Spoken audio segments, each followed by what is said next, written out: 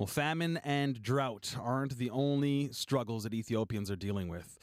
People of the Surma tribe in the southwestern part of the country are being hunted down and forcibly removed from their traditional land. Ali Saeed is an Ethiopian Winnipegger and a human rights activist, and he brought these violations to our attention. Good afternoon. Good afternoon, Ismaila. Thanks for having me. So you sent along, as well as a brief explanation, but photos of these indigenous Ethiopians being moved off of their land. Why are they being moved from their traditional lands? Well, the indigenous people were forced to move because the government want to sell the land to the rich people. And Okay. yeah, this problem has been for a long time, especially since 2011. The government begins to lease out vast blocks of fertile land and sell it to Malaysians, Italians, and Koreans and Saudi richest people. So this is actual fertile land during this famine and drought that's being sold off to sometimes foreign countries, or in this case, as I understand it, these people, they're being moved for a crop. But what are they going to be growing in this spot? Yeah, I think these people were forced to move from that land because the government was to use it for sugar cane. For sugar cane. Yeah, which is funded by the Israeli bank. It's about 200 million people. Wow. By the way, those people have been living in that area it's centuries.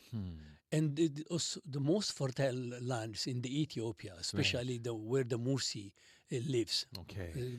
So they're being forced from this land, and I can imagine that not everybody is leaving peacefully. What's happening to those who resist? Well, the one who resisted were being killed. Some people died, and also were forced, as you see on the picture, they were chained their neck and their hands. And I don't think, this is unacceptable to see even this picture in this time, in this era.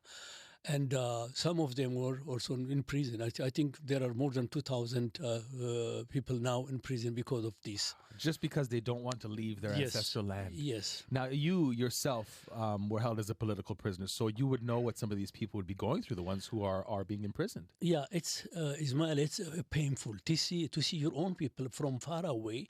I think it's like the Omo people are being treated like cargo, being tied up like objects and thrown and disposed.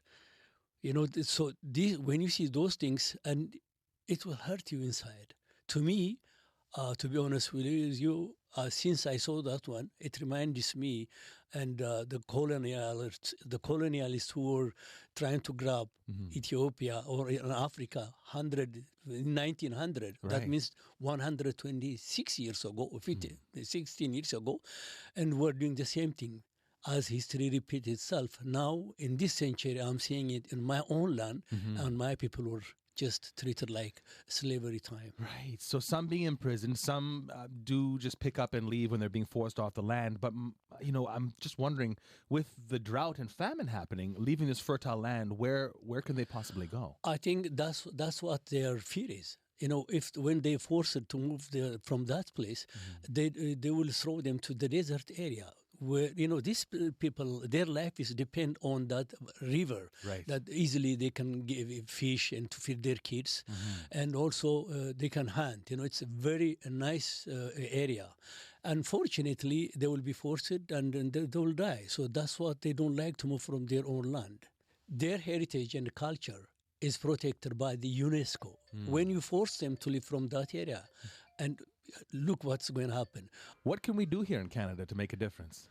But to me, to make a difference, the best thing I'm asking to the peace and just loving people of Canada to stand behind those oppressed people. At the same time, let the Canadian knows what's happening in Ethiopia. You see, for example, the land grabs are happening in many parts of Africa. And the topic has received much attention, criticism worldwide. But when it comes to Ethiopia, it's undermined. Which when it affects the people who are living in that area.